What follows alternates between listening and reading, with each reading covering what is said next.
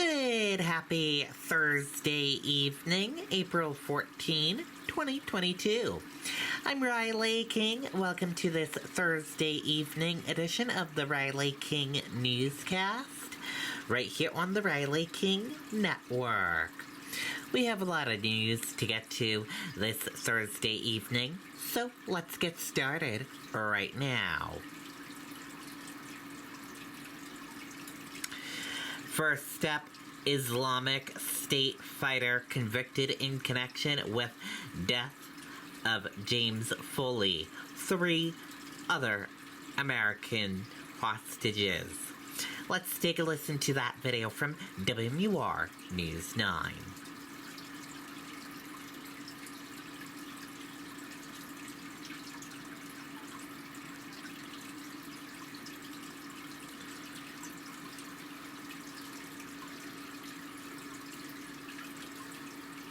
Hey neighbor, together we've got this. With residential lenders who make decisions locally and mortgage and home equity solutions just right for you. Get to know your local banker. Get to know Profile Bank. Profilebank.com. Member FDIC, Equal Housing Lender.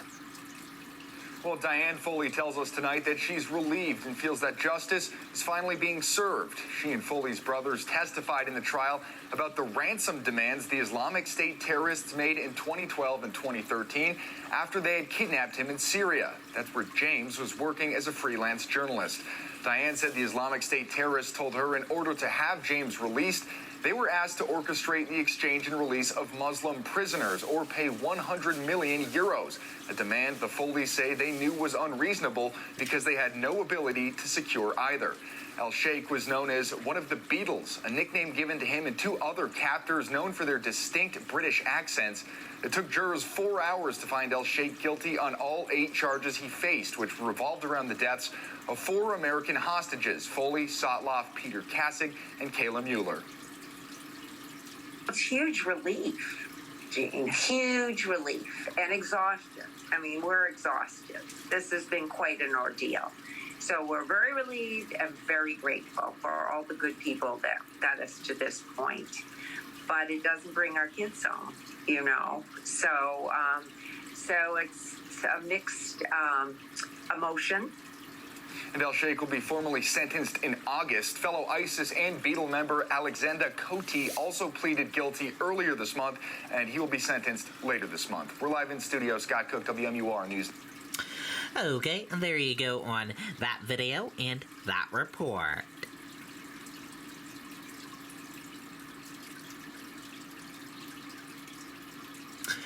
Former Teacher of the Year finalist accused of sexually assaulting student. Let's take a listen to that video from WMUR News 9.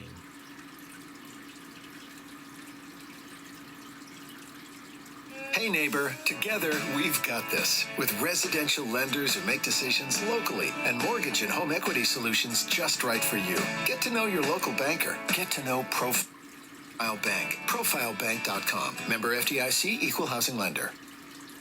Well, County Attorney Patricia Conway says this is the first case her office will prosecute under that fairly new statute, RSA 632A, and it's specifically aimed at protecting young people of any age in learning institutions.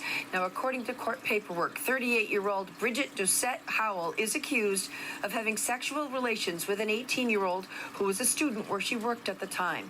The Sanborn Regional Superintendent says she worked on a limited basis as an extracurricular activity drama coach and has not been involved with the district since the alleged incident arose a year ago. A former county prosecutor explains the purpose of the statute that actually extends 10 months beyond the time a student leaves a school.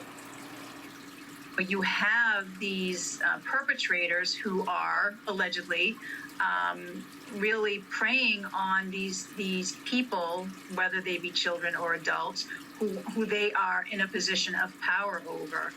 In this situation, with this particular statute, it relates to schools in particular.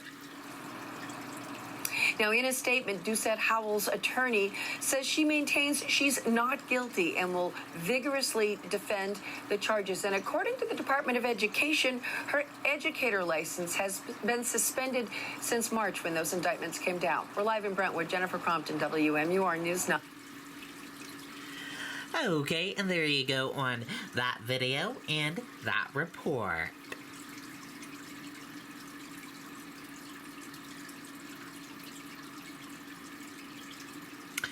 Woman who beheaded man allegedly killed by husband granted parole. Let's take a listen to that video from WMUR News 9.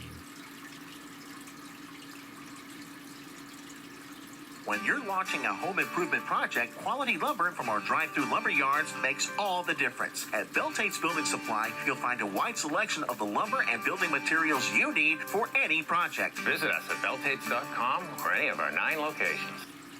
I regret it every day, and I know that I have to live with what I've done for the rest of my life. Brittany Barron says she now accepts complete responsibility for her actions around the death of Jonathan Amaral, with whom she had an affair. Officials say he was shot by Barron's husband at a Ringe Park in September of 2020, and that Barron and her husband drove the body to northern New Hampshire, where she committed what the parole board calls a heinous act. I removed Jonathan Amaral's head because I was told that that was what I had to do. Barron's parole was vehemently opposed by Amaral's parents. They wrote a letter that was read by the victim's advocate, urging the parole board to keep Brittany in custody until after she has testified against her husband. So if you think chances are low that someone capable of doing all that wouldn't simply just run before testifying next month, or simply go back on her word at his trial, please think again. In granting parole, the board made it clear that Barron must fulfill her obligation to testify truthfully at her husband's trial. Brittany told the board she understands and that her actions over those days continue to haunt her. Something that I continue to struggle with is forgiving yourself for the choices that you make and being able to own, just really accept that it happened. Barron is currently at a halfway house. Once she is released, she'll have to wear a GPS monitor for at least 90 days. Her husband's murder trial is set to begin on May 9th. Reporting live outside the women's prison in Concord, Ray Brewer, WMUR News 9. Okay, and there you go on that video and that report.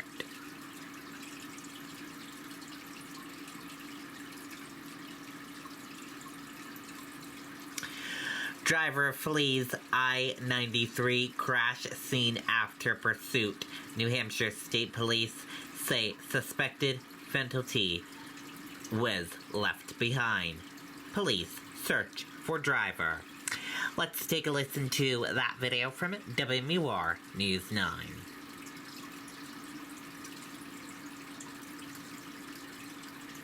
Get our 0% financing offer or $750 cash back on your new Chevy Equinox at Bentley Chevrolet, the neighborhood dealer who treats you like family. Bentley Chevrolet. We're following some breaking news out of Concord. State police are looking for a driver after a high-speed chase early this morning on I-93. Police say a car was driving northbound at speeds reaching 115 miles an hour. Troopers tried to stop the car with spike strips near exit 16. They say the driver went off the road trying to avoid them and took off on foot, leaving behind 100 grams of suspected fentanyl. Okay, and there you go on that video and that report.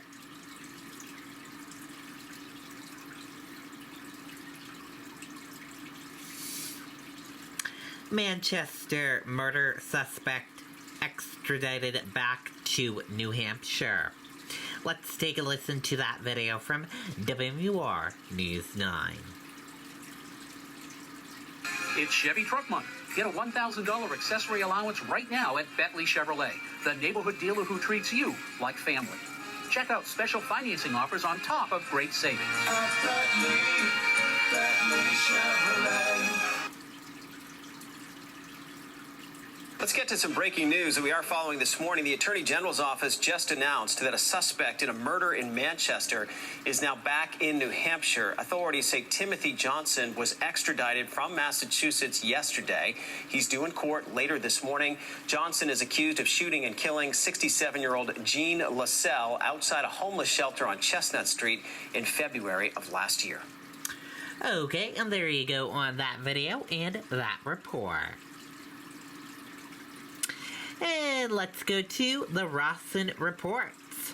Truck driver shortage leaving shelves empty. Let's take a listen to that video from Jeff Rawson. Hi, let's get right to the rundown. First, we're seeing record inflation. You know it, you see it. But there's a disruption in the supply chain right here at home that's also driving up our prices. And by the way, it could mean a job for you. Then Google is rolling out a new feature that'll let you search for anything in front of you in real life by just taking a picture. And finally, Amazon is going to let you know when the stuff you want is about to go on sale. We're going to tell you how to get those alerts. First, prices are skyrocketing, and now transportation experts say there is a shortage that's contributing to that here in the U.S. The American Trucking Association estimates the country is about 80,000 truckers short. 80,000 truckers short. That is an all-time high for the industry. They say they lost a lot of drivers during the pandemic.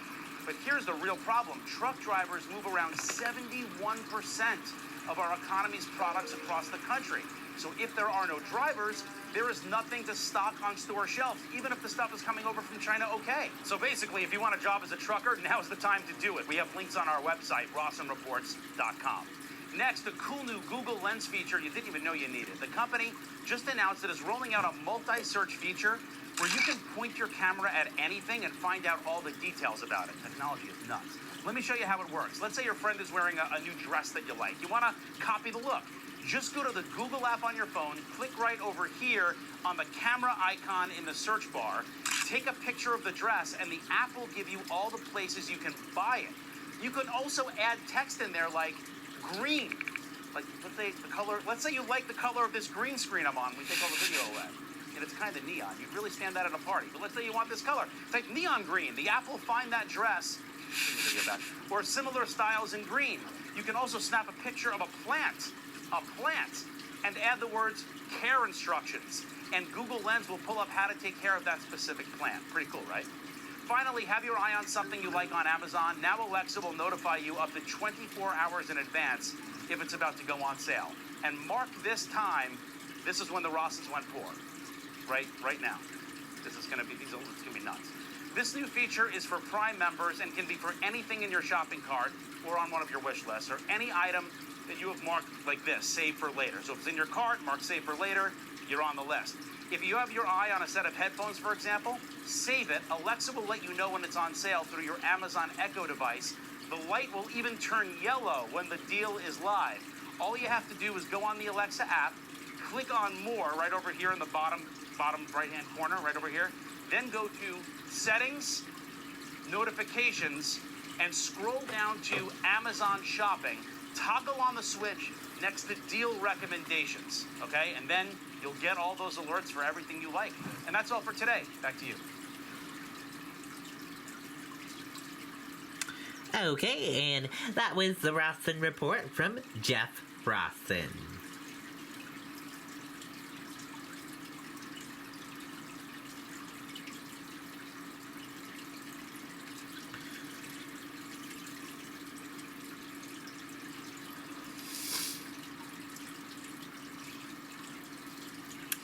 Brooklyn subway shooting suspect Frank R. James due in court. Let's take a listen to that video from ABC 7NY. It is 4:32 and the man wanted in Tuesday morning's mass shooting on a Brooklyn subway is off the streets and waking up in a jail cell this morning. Police arrested 62-year-old Frank James yesterday in the East Village. Later today, he's expected to appear in federal court. Eyewitness News reporter Candace McCowan is live in downtown Brooklyn with the details. Candace? Ken, good morning. morning. Frank James is expected to face a federal judge later on, possibly this afternoon here in downtown Brooklyn. He's facing several federal charges, including committing a terrorist act on mass transit, as well as crossing state lines to do so. Now, this was 62-year-old Frank R. James as he was let out of the 9th Precinct and into federal custody Wednesday afternoon. That's after several people called police to report seeing James in the East Village, including possibly James himself. Sources say that he called the tips line and said, quote, "I hear you're looking for me." Police say that Tuesday morning he got into a crowded in train in Brooklyn and opened fire. Investigators believe that he then used the cover of chaos to slip onto an R train after the attack and disappear into the city. But his picture, it was quickly all over TV and social media, and that is how he was spotted in the East Village. We were able to shrink his world quickly. There was nowhere left for him to run. The incredible heroism of our fellow New Yorkers helping each other in a time of crisis, the quick response by our first responders, and the hard work by all of our law enforcement partners that has been ongoing is truly a bright spot here. And some of the evidence that officers now have to work with at the scene, police finding 2 bags. One of them held this Glock 9mm handgun purchased legally by James himself in Ohio 11 years ago, despite his criminal record. Cops also finding the key to a U-Haul van. Now, we know that yesterday school attendance in Sunset Park, that it was down, as was subway ridership across the system. Hopefully, a lot of people breathing a sigh of relief knowing that this alleged shooter is now behind bars. Okay, and there you go on that video and that report. And that does it for this evening edition of the Riley King Newscast, right here on the Riley King Network. Thank you for tuning in and watching. Have a great evening. Good night and goodbye.